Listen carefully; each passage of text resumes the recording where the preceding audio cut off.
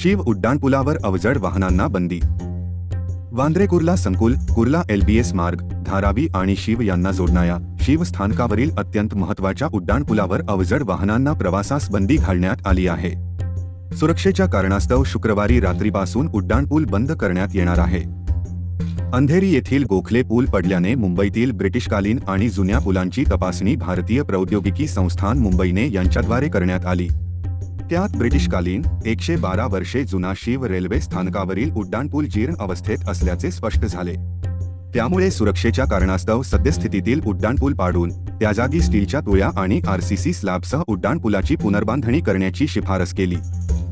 मध्य रेल्वे आणि बृहन्मुंबई महानगरपालिकेच्या समन्वयाने शीव रेल्वे स्थानकाजवळील उड्डाणपूलच्या जागी नवीन उड्डाणपूल बांधण्याची योजना आखण्यात आली. सर्व यंत्रणा हे पाडकाम करण्यासाठी सज्ज झाली होती.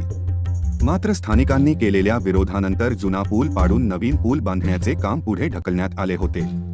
शिवाय स्थानिक लोकप्रतिनिधींनीही रेल्वे प्रशासनाची भेट घेत 10वी, 12वीच्या परीक्षा आणि इतर गोष्टी लक्षात घेऊन पुलाचे काम पुढे ढकलावे अशी विनंती केली होती. त्यामुळे पुलाचे पाडकाम वारंवार पुढे ढकलण्यात आले. 20 जानेवारी, 28 फेब्रुवारी, 28 मार्च या दिनी पूल बंद करून पाडकाम केले जाणार होते. मात्र वारंवार पुलाच्या पाडकामाची तारीख पुढे ढकलली गेली. सध्या शीव उड्डाणपुलाचे पाडकाम अनिश्चित काळासाठी पुढे ढकलण्यात आले आहे.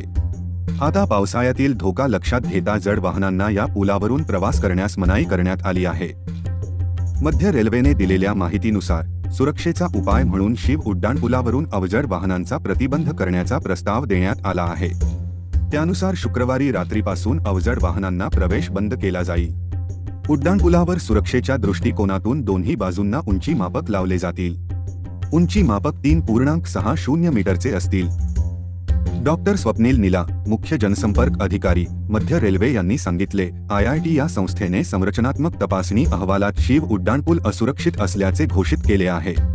त्यामुळे या उड्डाणपुलावरून अवजड वाहनांचा प्रवास धोकादायक ठरू शकतो. पावसाळ्यात शीव उड्डाणपुलाचे पाडकाम करणे गैरसोयीचे ठरणार आहे. अद्याप या पुलाच्या पाडकामाबाबत परवानगी मिळालेली नाही. परवानगी मिळाल्यास पाडकाम सुरू होईल.